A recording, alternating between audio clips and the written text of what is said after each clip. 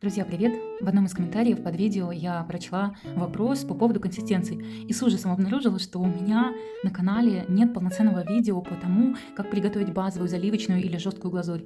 Исправляюсь, постараюсь все подробно рассказать. Если у вас возникнут вопросы, то задавайте их в комментариях под этим видео, я буду стараться отвечать. Итак, я приготовила базовую глазурь. Рецепт ее будет в закрепленном комментарии под этим видео. Как ее определить, какой она должна быть? Во-первых, после взбивания у вас должен образоваться средний пик. То есть вот, когда вы окунаете палету или лопатку, вот такая история получается. Видите, пик опадающий. Либо мягкий, либо средний. В одном из видео я советую взбивать до устойчивого пика. Это когда он ни вверх, ни в бок не падает. Чем нежелательна такая ситуация? Она ведет к тому, что вы перевзбиваете глазурь. Это значит, что белок из жидкого своего состояния набивается воздухом и превращается в шарик. В таком состоянии глазурь, конечно же, очень мягкая, вкусная, рассыпчатая, но она плохо липнет к прянику, она осыпается. И для росписи это нежелательно.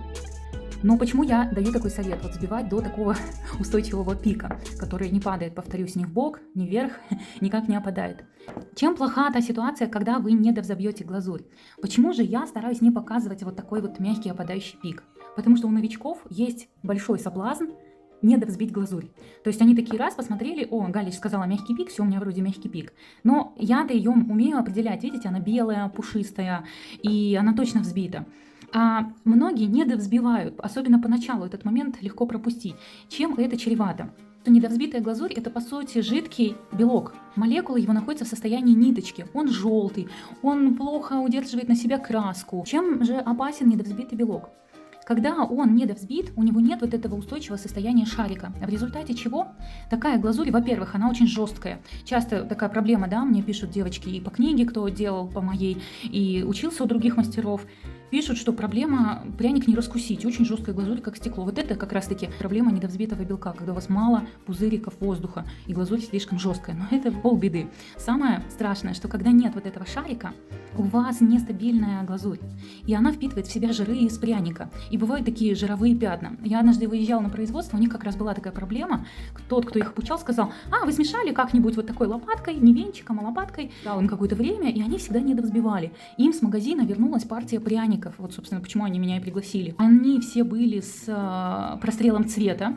То есть, когда глазки, например, черные, стреляют в белое. У кого такое было, напишите в комментариях. Я знаю, что проблема очень частая. Так вот, это следствие недовзбитой глазури. Поэтому, где бы вас не учили, что вот перемешали и все нормально, неправда. Вам нужно сформировать устойчивую, хорошую молекулу белка, взбить ее. Этому помогают, естественно, правильное взбивание, то есть долбежка, когда мы белок долбим, сахар это все дело закрепляет, а сахара у нас тут много, и ускоряет процесс лимонная кислота, которая в глазури, естественно, желательно и для вкуса, и опять же для вот этой денатурации белка, чтобы он и быстрее взбился, и лучше закрепился. Поэтому с глазурью вроде бы все просто, но не совсем. Итак, до устойчивого пика не взбиваем, стараемся взбивать до среднего. Вот, видите, когда подняли, опадает. Это хорошо взбитая глазурь, базовая консистенция, благодаря которой можно, я сейчас на экран пущу различные примеры работы с базовой глазурью, техники, в которых она используется. И от этой глазури мы уже с вами делаем различные другие консистенции. Вопрос, кстати, спасибо за ваши комментарии, которые оставляете под видео, и вопросы очень интересные. Вопрос был, какие пряники посоветуете с детьми под росписи. Так вот, пряники надо давать, украшать заливочной глазурью, потому что точно получится хорошо, красиво, весело и быстро. И базовая глазурь детям сложна, потому что вот эти пики, которые образуются, их надо прятать, чтобы это было красиво. А заливочная растеклась, и все хорошо. Итак, будем готовить заливку. Посмотрите на экране, пожалуйста, техники, вы видите сейчас, которые используются, потому что техники разные. Есть заливка с обводкой, а есть заливка без обводки. Так вот, для заливок без обводки нужна более густая заливочная глазурь. Первым делом заливочную глазурь необходимо окрасить. Если вы сначала разведете ее до нужной консистенции, а затем добавите туда жидкий краситель, то, естественно, консистенция станет еще более жидкой, и вы просто не угадаете, что делать, придется ее загущать. Кстати, если сделали заливочную глазурь сильно жидкой, то загущать ее следует не сахарной пудрой, а базовой глазурью, которая осталась у вас в чаше миксера. Потому что если вы будете делать это сахарной пудрой, то концентрация белка у вас уменьшится, и глазурь будет уже не такая блестящая, не такая стабильная, и так делать неправильно. Хотя иногда приходится. Итак, красим обычными гелевыми красками, это удобно, они сразу растворяются, любыми абсолютно, какие у вас есть, естественно, водорастворимые, самые обычные. Капаем, красим, Учитывайте, что глазурь набирает цвет, то есть при высыхании, когда белок чуть-чуть оседает, особенно если у вас влажно в помещении, пряники долго сохнут, потому что вот этот шарик белка, он немного оседает, и тем самым глазурь становится темнее. Поэтому учитывайте и красьте чуть светлее, чем тот оттенок, который вы хотите получить в итоге. Итак, окрасили, а дальше добавляем воду в базовую глазурь для приготовления заливочной. Вода у меня питьевая, комнатной температуры, и я использую обычно бутилированную. Капаем совсем чуть-чуть. Видите? Немного, потому что если вы переборщите, придется искать базовую глазурь, а допустим, вам такого большого количества не нужно. Тут еще вы должны понимать, сколько глазури уходит на пряник. Это нужно, чтобы не красить лишнюю глазурь, не разводить, и чтобы вам всегда всего хватало. Чтобы залить вот такого пряничного человечка, он совсем маленький, сантиметров 5-7 и тоненький, уйдет примерно 10-15, ну максимум 20 грамм глазури. На стандартный пряник где-то 7-8-12 сантиметров уйдет 30-40 грамм глазури в зависимости от техники, которую вы используете. Соответственно, если вам нужно расписать один пряник, чего я не советую делать, по этой же причине, что вы тратите много времени на разведение, окрашивание глазури, мешочки, насадки, все это пачкается, поэтому лучше сразу делать не один, а как минимум 5, а лучше 10 пряников. Если вам нужно 10 пряников, вот таких маленьких, просто берем 150 грамм глазури, и вам этого хватит на малышей. Для больших пряников вам потребуется 300 грамм глазури. Это с большим запасом, то есть у вас точно останется. О том, как использовать оставшуюся глазурь, смотрите по ссылке в закрепленном комментарии. Я разместила видео, как делать абсолютно бесплатно из остатков вот этой глазури красивый декор на пряники, торты и другие десерты. Итак, у меня что-то получилось. Получилось более жидкой консистенции. Но посмотрите, еще есть пики, еще есть рисунок. Ничего не расплывается. Тут даже тест проводить рано. Понятно, что нужно добавлять еще воды. Что я и делаю. И тоже совсем по чуть-чуть. По минимуму. Вот, посмотрите, буквально там 5-6 капель. И снова перемешиваю. Вообще я люблю это делать силиконовой лопаткой. Продаются такие мини-силиконовые лопаточки. Но сейчас я в походных условиях, у меня даже нет миксера, поэтому вот работаю тем, что есть. Ложкой. Ну что тоже неплохо. О, посмотрите, начала растекаться. И здесь должны проводить тест, чтобы узнать, какая же из заливочных глазури у нас получилась. Можем ли мы ей заливать пряники. Как это делается? Вы берете ложку или силиконовую лопатку и прорезаете линию. И считаете секунды. 1, и 2, и 3, и 4, и 5, и 6, и 7, и 8, и 9, и 10, и 11, и 12, и. Вот на 12 линия почти сгладилась. Видите? Это глазурь для заливок без обводки. Такая густая заливочная глазурь.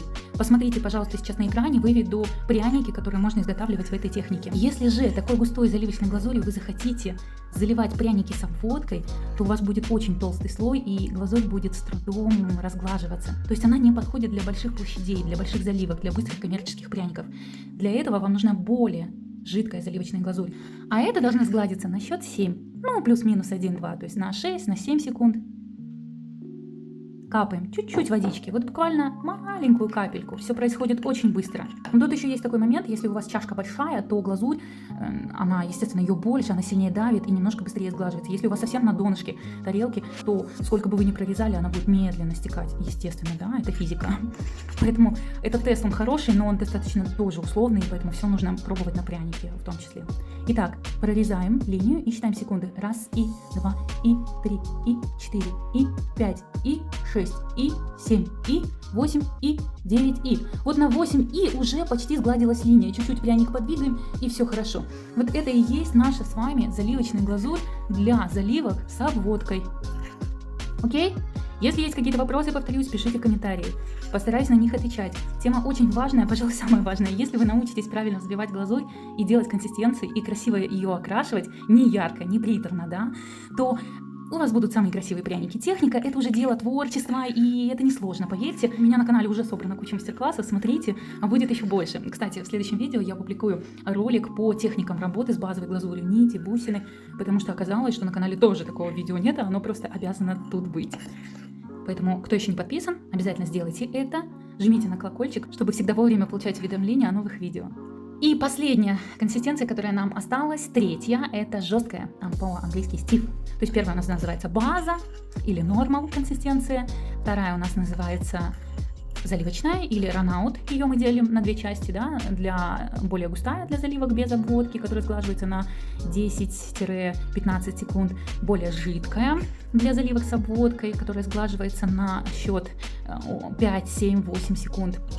И сейчас мы будем с вами готовить жесткую. Из нее мы делаем розочки, иногда скроллы, какие-то редкие техники. Грунтовки можно делать из жесткой. И сейчас ее с вами пройдем. Готовить ее лучше, конечно же, из базы. Но у меня базы нет, поэтому буду делать из заливки. Так я иногда тоже делаю. Таким образом использую остатки глазури.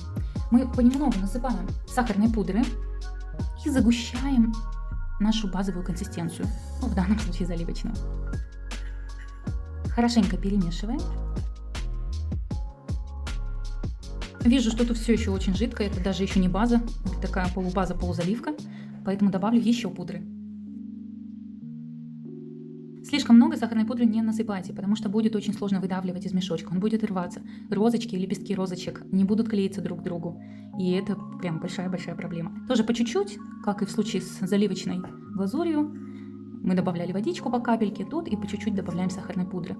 Окрашивать жесткую глазурь, естественно, тоже нужно до создания консистенции, потому что краска делает айсинг более жидким, а вам нужно понимать, какая в итоге у вас консистенция получится, чтобы лепестки ваши не оплывали, не опадали. Итак, вымешиваем. Вот она уже достаточно тугая, густая, но учитывайте, что если глазурь не взбита или слабо взбита, то у вас получится концентрация сухих веществ достаточно большая, глазурь не липнет, но оплывать все равно будет. Понимаете, то есть вот этот взбитый шарик белка, он очень важен даже при этой консистенции. Поэтому все делаем из хорошо взбитой базы, только что взбитой базы, а не той, которая у вас сутки постояла в холодильник. Еще нужно добавлять пудры. Кстати, многие спрашивают, а как хранить глазурь? Так вот, хранится она до 3 суток в холодильнике, до 3 месяцев в морозилке. Но делать этого крайне нежелательно, потому что остаются обычно какие-то маленькие остатки в мешочках, и их потом нужно снова взбивать или разбавлять только что взбитой базой. Как красиво сахар рассыпался.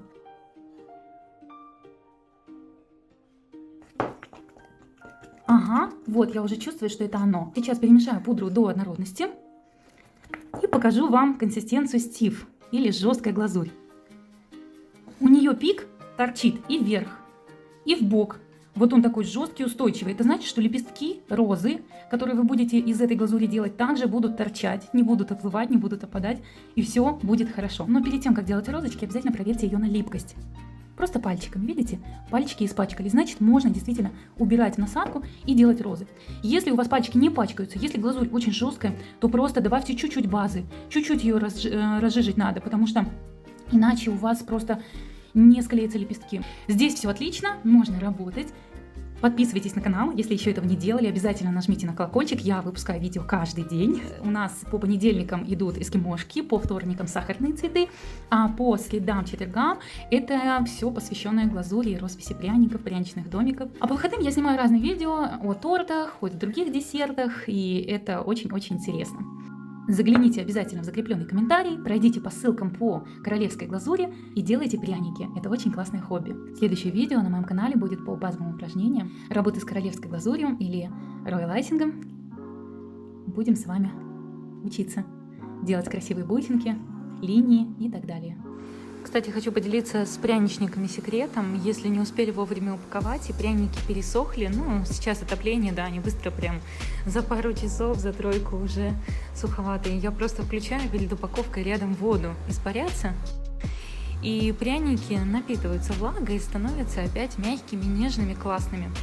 Вот вчера вечером не успела вовремя их по пакетам расфасовать. Сейчас буду испарять влагу.